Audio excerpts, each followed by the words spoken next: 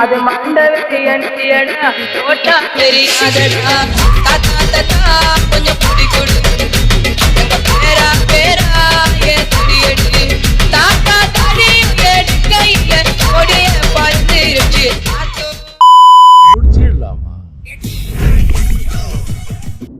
ஒரு கொஷின் படிக்கிறோம் எக்ஸாமுக்கு வரோன்னு, அதே கொஷின் பேப்பரில் இருக்குது. பட் ஆனால் அதோட ஃபஸ்ட்டு சென்டென்ஸ் மறக்கிற மாதிரி எல்லா வீடியோவில் அந்த இன்ட்ரோ ஒன்று மறந்துடும். கூட இந்த வீடியோவில் பைக்ஸ் அண்ட் ஸ்கூட்டிஸ் என்ன இல்லைங்க, இவன் வந்து இன்னைக்கு என்ன சொல்கிறது, ஒரு வண்டி இருக்குது, வந்து சவுண்டு வந்துட்டே, அந்த சைலன்சர்லேருந்து பட்டாசு வெடிக்கிற மாதிரி ஒரு சவுண்டு வந்துகிட்டே இருக்கும். அது வந்துட்டு இவன் இவ்வளோ எடுத்துக்கோடா, இங்கே பெங்களூரில் வந்து அதுதான். இல்லை அது எப்படின்னா, வண்டியில் வந்துட்டு இருந்தேன். நான் வண்டியில் வந்துட்டு இருக்கும்போது கூட தான் வண்டியில் வந்துட்டு இருக்கும்போது சரி என்னடா சவுண்டு கேட்குது அப்படின்னு சொல்லிட்டு யூலோ எடுத்துக்கூடா அப்படின்னு சொன்னான். நான் வந்து ஆஃபீஸ் போகணும், யூலோ எடுத்துகிட்டு எப்படா ஆஃபீஸ் போகணுன்னா பட்டுன்னு இந்த வண்டியை எடுத்துகிட்டு மட்டும் ஆஃபீஸ் போக முடியுமா அப்படின்னு கேட்டுட்டான். ஆக்சுவலாக அந்த வண்டி எப்படி இருக்குன்னா, அந்த வடிவேல் ஒரு படத்தில் அந்த செகண்ட் ஹேண்டில் வாங்கும்போது சும்மா தொட்டாலே எல்லாம் கல்லு விழுற மாதிரி வண்டி அந்த கண்டிஷனில் இருக்குது. அதுக்கு இவ்வளோவே பரவாயில்ல. அதுவும் கரெக்டு தான். எடுத்துக்கேன், என் வண்டி வச்சுட்டு நான் படாத கஷ்டமே இல்லை. பெங்களூரில் காலையில் வீட்டிலேருந்து கிளம்புவேன், ரூம்லேருந்து கிளம்பிட்டு சரி என் வண்டி எப்படின்னா சாவி போடாமல் ஸ்டார்ட் ஆகும். அது ஒரு நல்ல அட்வான்டேஜ். சரி அது நிறைய பைக்கில் இருக்குது. ஆமாம், என்னோடது அது ஒரு best feature in my bike. சரின்னு சொல்லிட்டு நான் இருக்கிறது வந்து ஃபஸ்ட் ஃப்ளோரு. இறங்கி வந்துட்டு டக்குன்னு அப்போ தான் ஸ்டார்ட் பண்ணணும் அப்படின்னும் போது அப்போ மட்டும் ஸ்டார்ட்டே ஆகாது. இன்டர்வென்ஸ் பண்ணலையா அப்படிலாம் பார்த்தா அப்படிலாம் அதுவும் இல்லை. கரெக்டாக ஒரு மாதத்துக்கு ஒரு 2 தடவை அது பார்த்தா தான் வண்டி ஓடவே செய்யும். அது இல்லைன்னா அதுவும் இருக்காது. சரின்னு சொல்லிட்டு எடுத்துகிட்டு போனால் பெங்களூர் டிராஃபிக் தெரியும். எங்கடா போறாங்க இவங்கலாம்? டேய் எங்கடா போறாங்க? எங்கடா போறீங்க எல்லாரும்? டிராஃபிக்காவே மாத்தாங்க இந்த ஊரை. Traffic traffic traffic traffic. Bangalore வந்து கரெக்டாக நான் டிராஃபிக்கில் நின்றுருப்பேன். நான் வந்து 18, 17, 16 அப்படி வரும்போது வந்து வண்டி சவுண்ட் கரெக்டாக 2, 3, 1 வரும்போது வண்டி ஆஃப் ஆயிடும். நான் மட்டும் நின்றுருப்பேன், நான் போயிடுவேன். இந்த மாதிரியே எப்படியும் பார்த்தீங்கன்னா ஒரு ஏகப்பட்ட டைம் இதில் லேட்டாக தான் ஆஃபீஸுக்கு லேட்டாக தான் போயிட்டுருக்கேன். அதே மாதிரி கண்டிப்பாக நிறைய பேருக்கு லேட் ஆகிற மாதிரி தான் இருக்கும். வண்டி எடுத்துகிட்டு பெங்களூர் டிராஃபிக்கு, சென்னை டிராஃபிக். ஆக்சுவலாக பெங்களூர் சிட்டிக்குள்ளே வந்து கியர் வண்டி ஓட்டுறது ரொம்ப கஷ்டம் தான். ரொம்ப கஷ்டம். சிக்னல் ஆக்சுவலாக 1 கிலோமீட்டருக்கு ஒரு சிக்னல் இருக்கும். இதில் வந்து உடனே கியர் டவுன் பண்ணணும் சிக்னல் வந்தால்.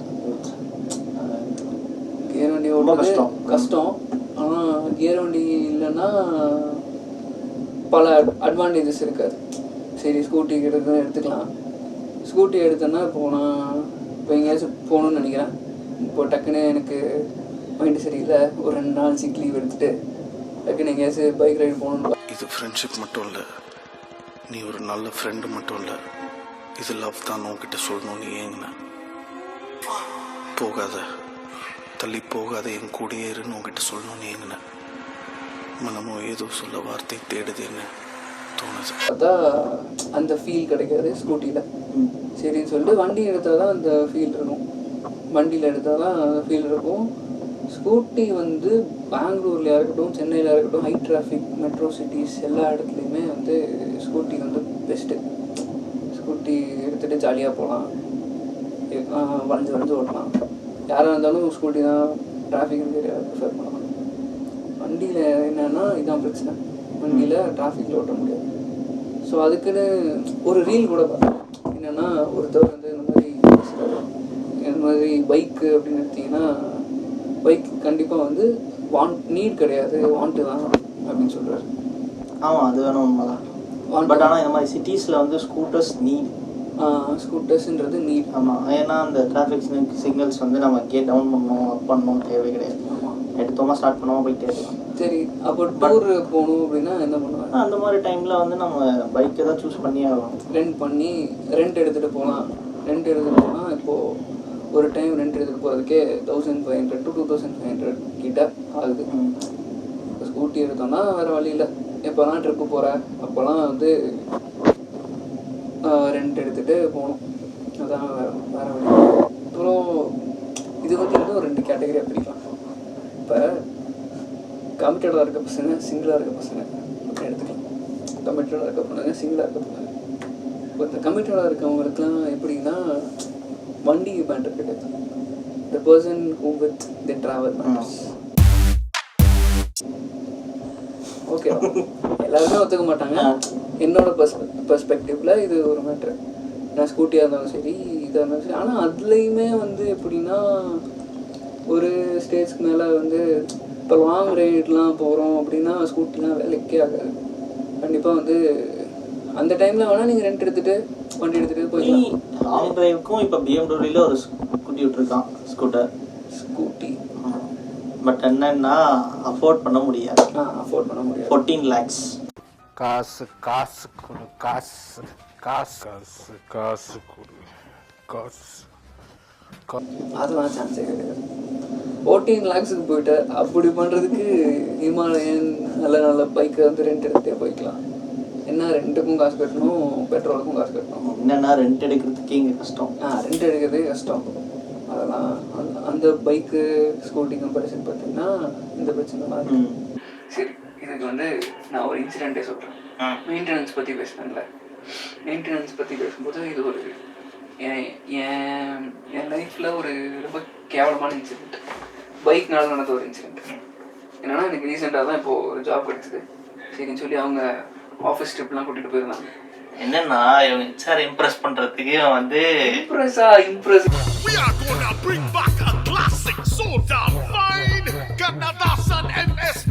இவன் கூட்டிட்டு போயிருக்கான். இவன் வண்டியில பெட்ரோல் வரல, அது இவனுக்கே தெரியும். கண்டிப்பா இம்ப்ரெஸ் பண்றது. அதனால சரி பாவம் ஆட்டோ புக் பண்றாங்களே அப்படின்னு சொல்லி கேட்டேன். அது எனக்கே கடைசியில் கேட்கலாமா முடிஞ்சிருச்சு. கரெக்டா என்ன எவ்வளோ தூரம் போயிருப்பேன்? என் ஆஃபீஸ்ல இருந்து கரெக்டாக ஒரு 1 கிலோமீட்டர் கூட போயிருக்க மாட்டேன். கரெக்டாக 1 கிலோமீட்டர் போய் நான் மட்டும் போயிருந்தா கூட எனக்கு எந்த பிரச்சனையும் வந்திருக்காது. அவங்கள கூட்டிகிட்டு போய் கரெக்டாக என்ன ஆச்சுன்னா, கூட்டிகிட்டு போகிறேன் கொஞ்சம் தூரத்தில் அவங்க வந்து நம்ம வண்டி சவுண்டுக்கே அவங்க பயந்துட்டாங்க. என்ன வண்டி இப்படி சவுண்டு கேட்குது அப்படின்னு சொல்லிட்டு. அப்புறம் அவங்க வேற தமிழ் தெரியாதா, அவங்க வந்து இங்கிலீஷில் தான் பேசிகிட்டு இருந்தாங்க, நானும் தான் பேசிகிட்டு இருந்தேன். கரெக்டாக ஸ்பீட் பிரேக்கரில் ஏறினோடனே வாட் மாற வாட் அப்படின்னு போய் ஏறி அப்படியே நின்றுச்சு வண்டி. ஏன்னா அவங்க எனக்கு தெரியும், நம்ம வண்டியை பற்றி அவங்களுக்கு தெரியும். சரி எதனால நின்றுச்சு அப்படின்னு எனக்கு தெரியும். பெட்ரோல் இல்லாமல் தான் நின்றுச்சுன்னு சொல்கிறேன், நம்பவே மாட்டாங்க. அப்படின்னு சொன்னால் கரெக்டாக என் ஓனர் வந்து கால் பண்ணிட்டாங்க. கால் பண்ணி என்ன எங்கே போயிட்டீங்களா, ரீச் ஆகிட்டீங்களா? கரெக்டாக அந்த ஸ்பீட் பிரேக்கில் நின்னோடனே அவங்களும் பயந்துட்டாங்க. எனக்கு ஐயோ ஏன்டா கூப்பிட்டோன்ற மாதிரியே ஆயிடுச்சு. சரி கூப்பிட்டுட்டோம் வேறு வழி இல்லைன்னு சொல்லி அவங்களும் வந்து தான் ஆகணும். வந்துட்டு இருந்தாங்க. சரி எங்கே பக்கத்தில் எங்கேயாச்சும் பெட்ரோல் பங்க் இருக்காங்க பார்த்தா அது 12 மணி வரை. எனக்கு பெட்ரோல் பங்க் ஓப்பனாக இருந்தாலும் அங்கே ஆள் இருப்பாங்களான்றது எனக்கு தெரில. சரி போகலான்னு போயிட்டு இருக்கும்போது நம்ம தெய்வம் மாதிரி ஜொமேட்டோ ஒருத்தர் வந்தார். வந்து இப்போ பையா தான். பையா வந்து வாட் பையா, கே பையா பெட்ரோலா, யா எஸ் பையா அப்படின்னோடனே அவரே பெட்ரோலும் வண்டியிலேருந்து ஊற்றி அதை என்கிட்ட கொடுத்துட்டு காசு கொடுக்குறேன்னு சொன்னால் அதுவும் வேணான்னு சொல்லிட்டு போயிட்டாரு. இந்த மாதிரி அப்படி அன்னைக்கு அவர் மட்டும் வரலன்னா அது என்ன இருக்கும் எதுவுமே தெரில. ஏன்னா அவங்க எப்படியும் இந்த இடத்துல இருந்து ரொம்ப தூரத்தில் இருந்தாங்க. இது வந்து one of my bike incident, bad bike incident. இது வந்து பைக்கு ஸ்கூட்டி எதுனாலும் பெட்ரோல் கரெக்டாக ஊற்றணும்னா இருக்கும். இது சம்பந்தமாக இன்னொரு மேட்டர் இருக்குது, இந்த எலக்ட்ரிக் வெஹிக்கிள்ஸ் பற்றி. அதை பற்றியும் பேசலாம். ஆனால் வந்து நமக்கு அந்த இதுலேயும் வந்து நம்ம இந்த பைக் ரிலேட்டடாக பார்த்தோம் அப்படின்னா ஸ்ப்ளெண்டருக்கும் இதுக்கும் ஒரு வித்தியாசம் என்ன, இது கொஞ்சம் ஸ்பீடு இருக்கும். ஸ்பீடை இன்க்ரீஸ் எப்படி சொல்கிறீங்க, நீ ஸ்ப்ளெண்டர்னு சொல்கிறியா? ஸ்ப்ளெண்டர்லாம் பெஸ்ட்டு சாய்ஸ்.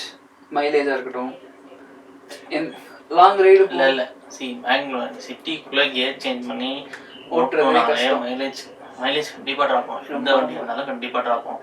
ஸோ இந்த வண்டி தான் நல்லா இருக்கும்லாம் கிடையாது. இப்போ ஒருத்தரோட யூஸை பொறுத்து இல்லைன்னா ஒருத்தரோட ஃபீலில் பொறுத்து தான். இப்போ எனக்கு கியர் வண்டி ஓட்ட பர்சனலாக ரொம்ப பிடிக்கும்.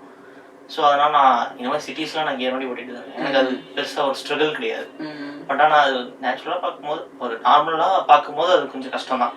அந்த அப் அண்ட் டவுன் பண்ணும்போது கொஞ்சம் கஷ்டம் தான் ஓட்டுறதுக்கு. பட் ஆனால் ஸ்கூட்டி கொஞ்சம் ஈஸி.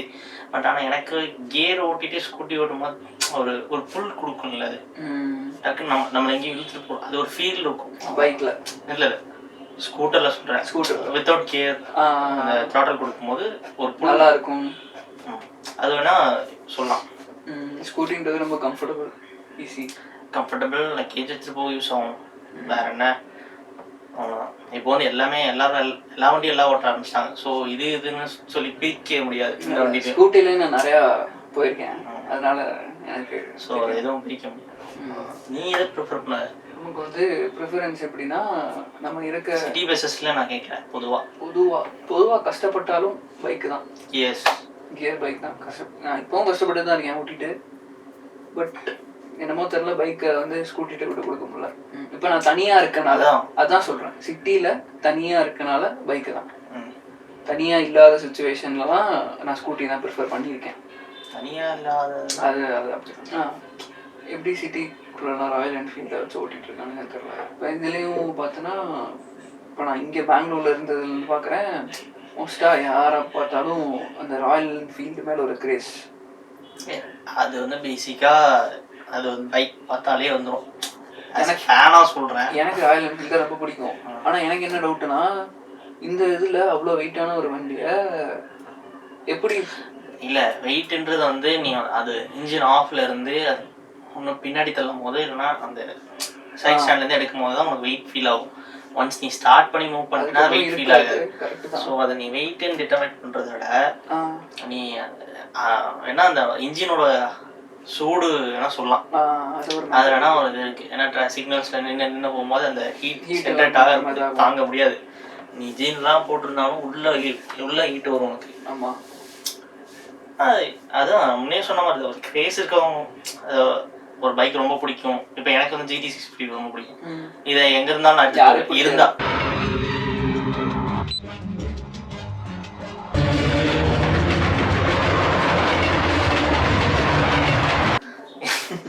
இருந்தா நான் எடுத்துட்டு போயிடுவேன் எங்கன்னா. ஸோ நீ இது பேஸ் பண்ணி எனக்கு ஹீட் ஜென்ரேட் ஆகுது அப்படின்னு சொல்லி நான் வீட்லயே வச்சுட்டு இருக்க மாட்டேன். எனக்கு அது பிடிக்கும், அதனால ஓட்டுறேன்.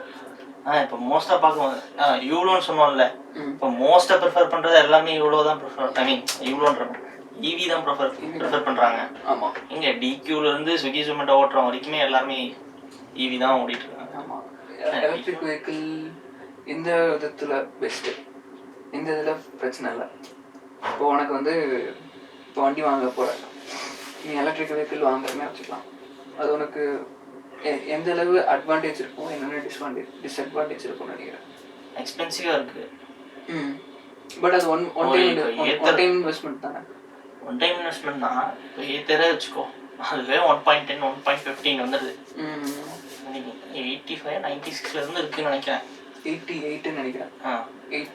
70K போட்டா ஸ்ப்ளெண்டர் வாங்கிக்கல. Petrol investment okay. பட் ஆனால் அதை நான் எடுத்துட்டு நான் எங்கே வேணால் போவேன். லாங் டிரைவ் போனால், லாங் டிரைவ் மீன்ஸ் கண்டினியூஸாக இல்லை, அந்த இன்ஜினுக்கு ஒரு ரெஸ்ட் கொடுக்கணும். அதை ரொம்ப அப்யூஸ் பண்ண மாதிரி இருக்கக்கூடாது, ரொம்ப ஓட்டிட்டு.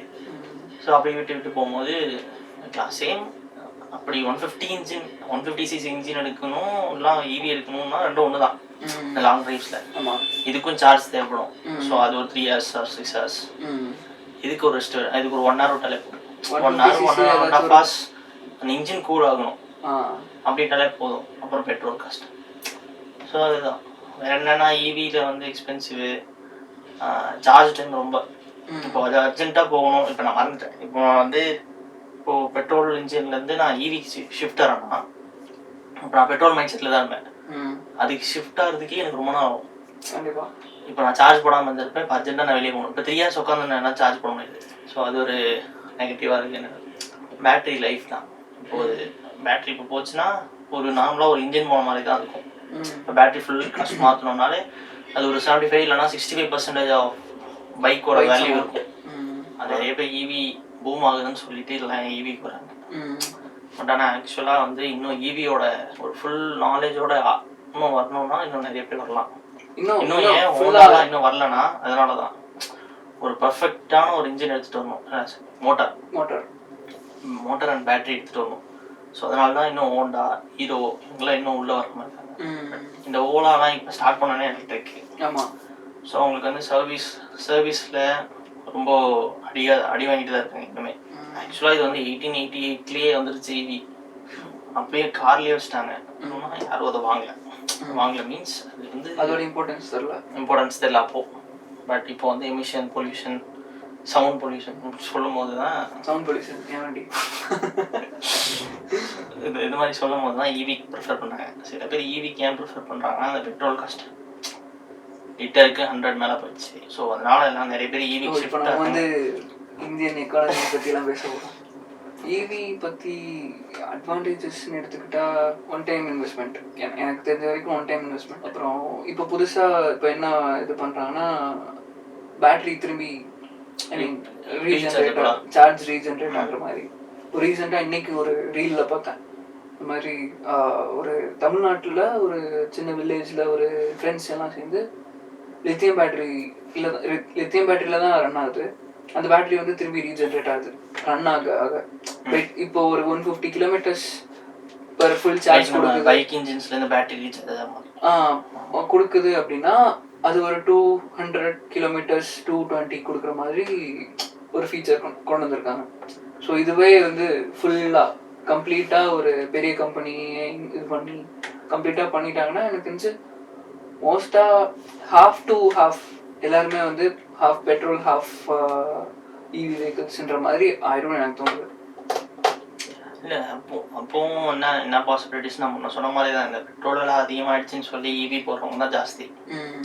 ஸோ அதில் நாலேஜ் வச்சுருந்து ஈவியில் நாலேஜ் வச்சுருந்து போகிறவங்க வந்து ரொம்ப கம்மி தான்.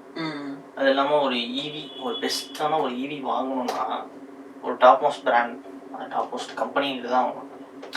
ஏன்னா அவங்க தான் வந்து என்ன சொல்கிறது ஒரு சர்டிஃபைடாக இருக்கும். புரியுதுல, ஒரு ப்ராடக்ட் நல்ல ப்ராடக்ட் வாங்கணும். சீப்பஸ்ட் ப்ராடக்ட் இருக்குது, பெஸ்ட் ப்ராடக்ட் இருக்குது. ஸோ பெஸ்ட் ப்ராடக்ட் தான் நம்ம எப்பயும் ப்ரிஃபர் பண்ணுவோம். சீப்பஸ்ட் ப்ராடக்ட் எப்போ ப்ரிஃபர் பண்ணுவோம்னா நம்மக்கிட்ட ஒன்று பட்ஜெட் டவுனாக இருக்கும். ஸோ அப்போ தான் நம்ம வந்து சீப்பஸ்ட்டுக்கு போவோம். ஸோ இப்போது இந்தியாவில் மோஸ்ட்லி இதுக்கு தான் போவாங்க. இதுக்கு போகிறத விட இதுக்கு தான் போடுவாங்க. ஸோ அதனால் இப்போ வந்து எல்லாமே கரண்ட்டு இப்போ ஒரு ஃபுல் சார்ஜ் ஆகும்னா இப்போ ஒரு வண்டியில் 1 லிட்டரோட 15% காஸ்ட் தான் இதுக்கு ஆகும். ஆமாம், அதனால தான் இதுக்கு போகிறாங்க. நம்ம ஈவி போயிட்டு ஈவியோட பெட்டர் ஆப்ஷன் ஒன்று இருக்குது, சைக்கிள். படம் பார்த்துட்டு வந்தியா? ஆமாம் ப்ரோ, இட்ஸ் நைஸ் ஃபிலிம், நல்லா இருந்துச்சு. அண்ட் ஹெல்த்தியான ஒரு transport, but not in city. Cycle எடுத்துட்டு என் ஆஃபீஸ்க்கும் போக முடியாது.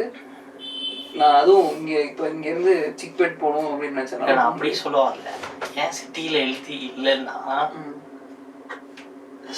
பொல்யூஷன் தான். என்னோட சைக்கிள் இந்த ஒரு மெமரி மறக்கவே முடியாதுண்ணா. நான் ஸ்கூல் படிக்கும்போது என் சைக்கிள் ஒன்று இருந்துச்சு. இது எப்படின்னா என் ஸ்கூல் பக்கத்தில் தான் என் வீடு. என்ன பண்ணுவேன்னா டக்குன்னு சாட்டர்டே இருந்துச்சுன்னா அப்படியே அந்த வீடை கிராஸ் படத்தில் வர மாதிரி ரெமோ படத்தில் ஒரு தடவை தான் போவார் அவரு, கார்த்திகேயன். அவர் ஒரு தடவை தான் போவார்.